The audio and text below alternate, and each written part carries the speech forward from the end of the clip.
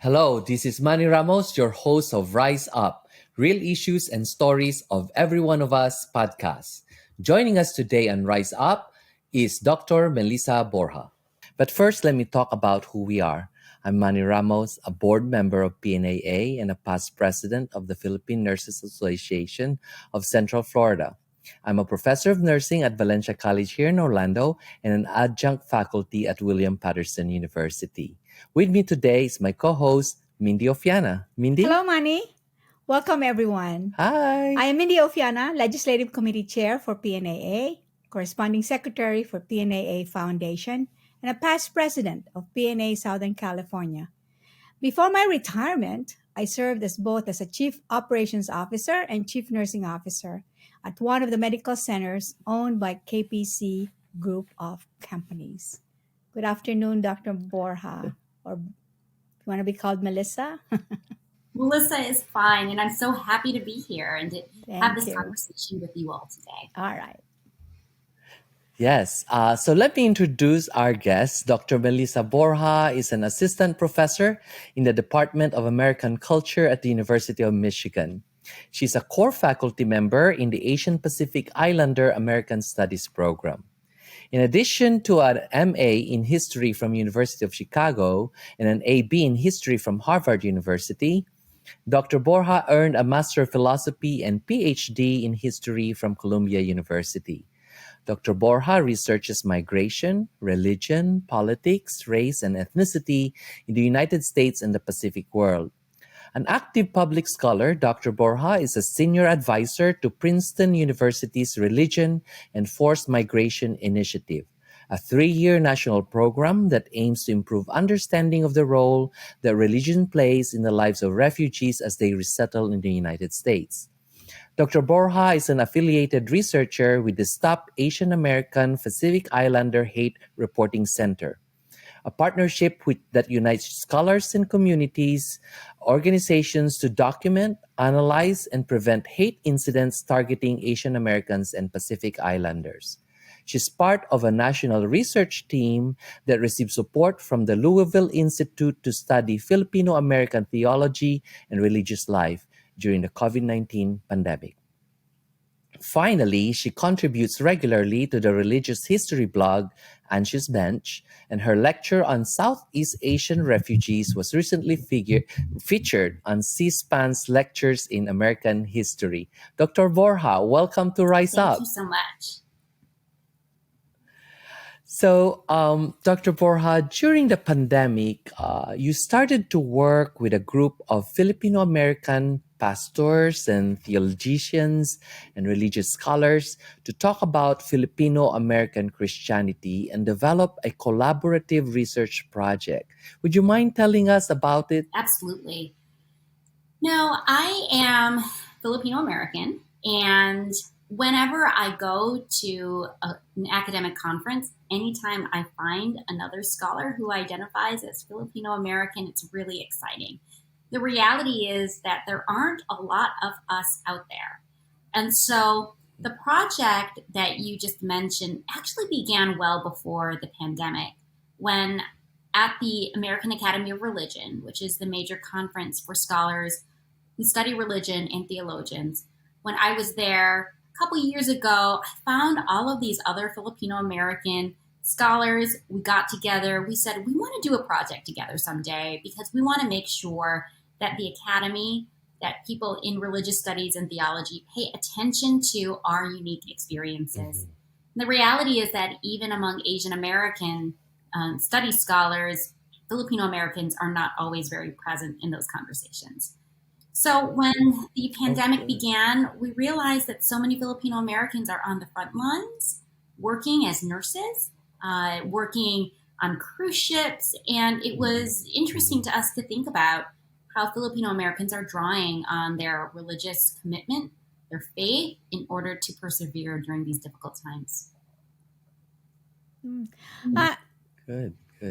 Melissa, so I know there's a lot of write-ups or news related to the pandemic affecting nurses. Now, how about you? your family or your work as a professor and researcher, how did that affect you for it's been over a year and a half now? I'm so glad you brought up this question because I think for all of the scholars that I just mentioned, and other scholars who are working on other issues related to Asian Americans during the pandemic, for example, anti-Asian racism during the pandemic, we bring our own personal stories and experiences and commitments to our family and our community into the work we do. So I am the daughter of a Filipino nurse. My mom went to St. Paul's Nursing College in Iloilo. Oh, wow. And that is how we came to the U.S. I was born and raised in Michigan. But all my relatives are nurses. In fact, one of my cousins is a nurse in Orlando. Yeah, so when the pandemic hit, I think that I was paying close attention to not only the experience of Filipino nurses in abstract, but it's people I know. I spent 10 years in New York City. I have a lot of family in New York City, actually, in the Bronx, in Queens, and they were on the front lines in the very, very beginning of the pandemic, in its early stages. And so at the same time that there were people who were discussing Filipino American experiences in nursing during the pandemic in abstract terms, and I could do that too. It was also very personal for me. And the Filipino American scholars who I mentioned earlier, we all have relatives who are working in nursing. And I think for many of us, our lives in the United States were possible because of careers in nursing. So it does feel very close to home, and it felt very close to home in the very scary early stages of the pandemic. It felt also close to home a year later when things were peaking and getting very terrible in the early months of 2021. So my mother, I remember, was very struck by the fact that one of her nursing classmates died from COVID. Her husband died from COVID, and their son died from COVID. They lived in Southern California. All three were Filipino American. A whole family wiped out. Yeah. And so that had a big impact on my mom. And it felt to me that I had an obligation to write of Filipino American experiences in a way that honors the suffering, but also the resilience that we're seeing daily among Filipino American nurses. So, in your interactions with the Filipino Americans and the nurses who are on the front lines, and in the projects that you've been involved, have you identified the priorities that you feel like needs to be addressed during this past year and a half of the pandemic? Well, we're still early in our research, the Filipino American theology and religious studies group that I mentioned. But I think some very basic things that we have observed is that religious life and religious faith is a critical part of understanding Filipino American experiences, including Filipino American nurses' experiences. There's been some news media coverage of this fact, but I think that there's often a blind spot amongst people who study Filipino American experiences, that they don't pay attention to the religious dimensions as much as they could.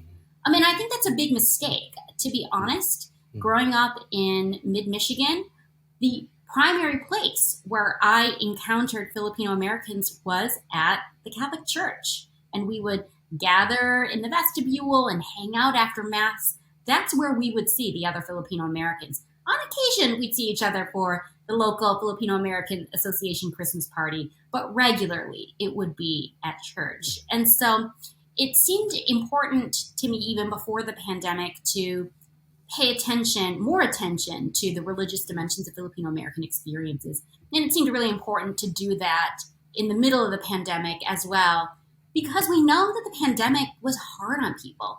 People were suffering. People experienced a tremendous amount of loss, a tremendous amount of grief. And in those circumstances, it is religious community, religious belief, religious ritual that can be such a powerful source of sustenance for people. especially when they are asked to put themselves in harm's way regularly. Mm-hmm. I do understand the difficulties of some of the nurses at the bedside, as you have mentioned. But recently, though, not just recently, there has been a surge of anti-Asian racism and violence during the COVID-19 pandemic. How did this affect you? Yes, it actually really transformed my career in very profound and unexpected ways. So, when the pandemic hit, I was preparing to spend a fellowship year at Harvard. I am finishing up a book on refugee resettlement, and I was planning to spend most of 2020 and 2021 doing that research. But then the pandemic hit, and there was very much a need to understand what was happening in the world. Now, I always think that one of the most useful things we can do when there is some sort of crisis is to lean into what we know how to do, lean into the skills and knowledge and networks that we have. And so while my friends and family were going into the hospital, I thought, well, they're fighting one aspect of the pandemic, the virus. But what I can do is address another terrible aspect of the pandemic, which is the scapegoating and blaming of Asian and Asian American people for the COVID-19 pandemic. And I thought that this was an opportunity for me to show up for my community. So when a colleague of mine, Russell Jung at San Francisco State University, said he needed some help with the project, I jumped in and I said, I have a little bit of time. I have some research money. I have some eager research assistants. And I just began collecting newspaper articles on anti-Asian racism. And it was from there that I started supporting the work of Stop AAPI Hate, and also eventually launched my own research team at the University of Michigan, which is the Virulent Hate Project. So we use news media to track incidents of both anti-Asian racism, but also Asian American activism in the face of anti-Asian racism. And I think that latter part's really important. What we're seeing is Asian Americans facing a lot of racism, violence, stigmatization. They're experiencing a lot of fear, but they're also showing a lot of strength. They're organizing, they're flexing their political power. And I think that's just as much a part of the story. And I don't think that gets enough attention. So my research team pays attention to both. So you're working now with this anti-Asian Pacific Islander Stop Hate project. And what have you so far found out, in this research or in the focus about this hate and violence towards the Asian Americans related to the COVID? Well, I think one thing that is important to know is there are many forms of anti-Asian discrimination, racism, scapegoating, and bias. I think a lot of the most well-covered incidents that people talk about are incidents of violence. But the reality is that there are a variety of ways that anti-Asian racism has played out and affected people, and they are all harmful. So most of the incidents reported Stop AAPI Hate and also reported in news media are incidents of verbal harassment. There's a lot of nonverbal harassment, like people being denied the opportunity to use a gas station. We also see incidents of politicians saying harmful and stigmatizing things about Asian and Asian American people. So one thing that I would emphasize, first of all, is that anti-Asian racism takes many forms. Some of them are crimes. Hate crimes get a lot of attention, but the vast majority are not hate crimes. And we need to pay attention to the broad spectrum of ways that Asian Americans are feeling scapegoated and victimized during this time. The second thing I'd emphasize is that it doesn't matter if you have a degree, live in a nice house. It doesn't matter if you're not Chinese, you're actually Filipino or Burmese. It doesn't matter if you have a lot of money, you went to a fancy school. When people are doing harmful things and they are showing bias and hate towards you, they're not going to pay attention and say, hey, wait, are you actually Filipino and not Chinese? Before they do something harmful to you, which is a really long way of saying all Asian Americans have been affected by anti-Asian racism during COVID. Some groups have been more affected than others. Chinese Americans have experienced the vast majority of incidents reported in news media. Women have been particularly vulnerable, so 2/3 of the incidents we found in our research were reported by women. And we also know that simply because Asian American people who are working class, they're out in public more than white collar people who are able to stay at home. Working class people can be more vulnerable, or people who are essential workers, I should say, are more vulnerable than people who can just ride out the pandemic in their pajamas at home and doing Zoom meetings. Right. So there are some groups that are more vulnerable than others, but the reality is that it doesn't matter if you speak English perfectly and you're a good American. People see you as an Asian person. They see you as a foreigner who brought the virus to the U.S. And that is the context in which some of these attacks are happening. As you are talking, Melissa, I read your article about 2 hours ago, and I started crying. You know why? Because I almost experienced it. I was in a shopping mall in Ontario Mills, but I would turn around and get so paranoid, and hopefully no one will hurt me. So I was successful, was able to buy what I needed. But the next day, in the news, an Asian couple got hurt, and I was just there. And and you're saying this, and why so? Why are they doing this? Do you think, with regards to the effects of this pandemic? I think the why is hard to answer. I can get theological on you and point to the fact that we're all struggling people who are not at root of it very good at being kind to one another. There's that, but I think there are specific things that we could also point to. I think that there is a long history in the United States of people who are perceived as being outsiders being blamed for a crisis. So I can point to all sorts of examples. I can point to German Americans being scapegoated during the First World War. I can point to Chinese Americans being blamed for the bubonic plague outbreak in the early 20th century. I can point to Japanese Americans being scapegoated and incarcerated during the Second World War. And because I'm from Michigan, I'll always point out the example of Vincent Chin being killed in 1982, 1 month after I was born. That particular incident had a really big impact on my family and the degree to which we felt safe in the United States. So there is that long history of people having an idea of who is rightfully in the United States. And that idea of who is rightfully in the United States is often based on race and perceptions of racial difference. I also think that there were opportunities when people of prominence could have chosen to make decisions in policy and in rhetoric that could have taken the air out of the possibility that groups will be stigmatized. So there is a reason why the WHO changed its naming conventions in 2015 to say you shouldn't associate a disease with a particular group of people or a place because it will contribute to backlash.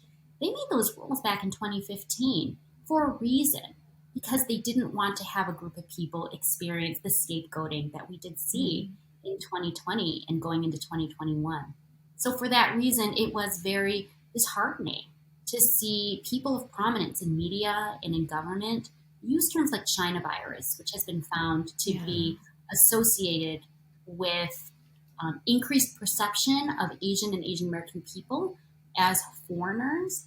And we saw when language like that became very popular, that a 9-year, almost decade-long decline in anti-Asian bias that was reversed during the pandemic around the same exact time that people of prominence began to use these terms. And these terms were also used in attacks. So when people would be attacked on the street, that same language was used by the assailants.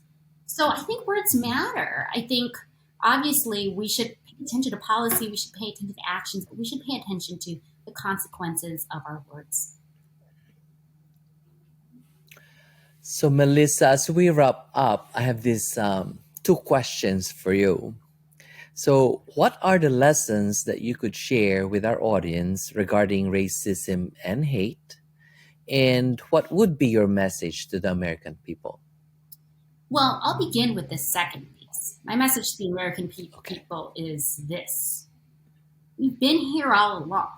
We've been here for a long time. And by we, I mean Asian Americans, but especially Filipino Americans. We've been here a really long time. So any sort of idea that we don't belong here, we're not rightfully Americans, it's just absurd. We're here. We're not going anywhere. Bought my home here in Indiana. Really like it. Not going anywhere. Okay, so we're here. We're here to stay. The message I would give to your listeners and to Filipino Americans, but Asian Americans more generally, about what I've learned in my research this year is this. Has been a really painful year, for sure, especially after the killing of women in Atlanta. I was a mess. My research team was a mess. I have a team of really dedicated young researchers, and many of us had to take a break because it was traumatizing to read over and over again stories of people being violent and racist and hateful towards Asian Americans. So I want to name that this was a painful year, but I also want to name that it was a very powerful year. Because what we have seen is a lot of Asian Americans, in one way or another, turning their trauma into an opportunity for transformation, turning their pain into power. And I find that very inspiring. We are seeing people leaning into the opportunities in their immediate locales to make change. We're seeing this at the national level. Yes, we're seeing efforts to pass legislation to address anti-Asian hate incidents, but we're also seeing it at the local level and at the hyperlocal level. So I'll give a couple examples. We see people pushing for cities and city governments and mayors to create institutions to make sure Asian Americans are represented in decision-making processes. We are seeing hospitals and universities and school districts adopt changed curriculum to engage more in Asian American experiences. We are seeing individual families having conversations about how Asian Americans experience racism too, and that this incident in Atlanta is part of a long history of incidents of anti-Asian bias. So my point is this: people are finding creative, inspiring, powerful ways to be part of claiming a place at the table, flexing our power. And it's been a painful year, but that's where I'm finding my strength. I'm finding my strength in seeing all of the amazing ways people are taking action and creating change all in their immediate surroundings. So, Melissa, I want to ask, what was your inspiration and what led you to choose your path into this profession that you've chosen? Well, Of all the, yeah. first of all, I have to say it was not the profession that I expected I would pursue or my parents. Really hoped that I would be an engineer or a nurse. I really wanted to be the next Lea Salonga. Okay. Wow. But the world happens. The world changes, and there are terrible things that happen in the world that I think causes us to stop and reflect about not only what gives us bliss, but what pain is there in the world that we could attend to. So for me, that critical incident was 9/11. I was a sophomore in college when 9/11 happened.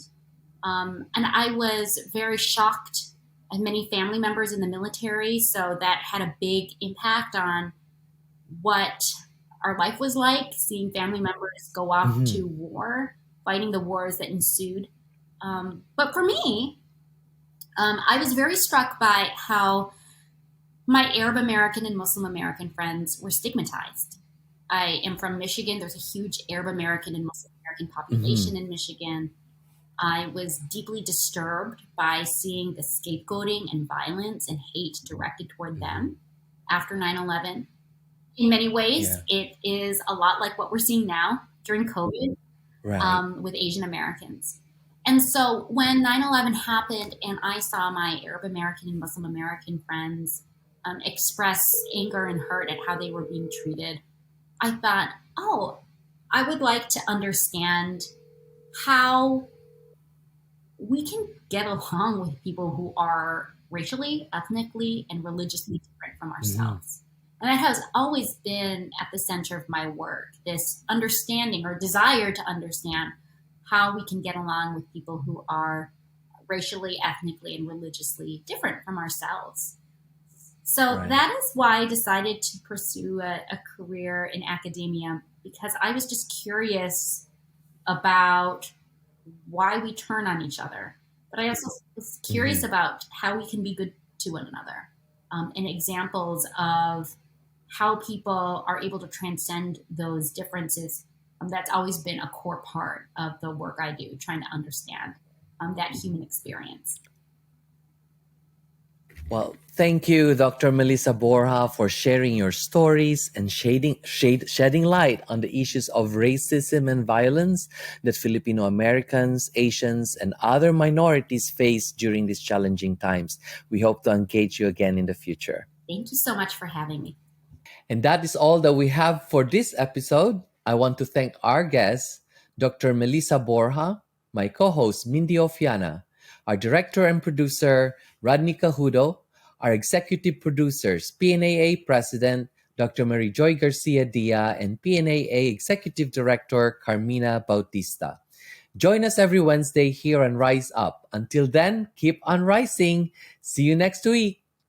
This publication was made possible by Cooperative Agreement CDC RFA IP 21-2106 from the Centers for Disease Control and Prevention of the U.S. Department of Health and Human Services. Its contents are solely the responsibility of the authors and do not necessarily represent the official views of CDC HHS.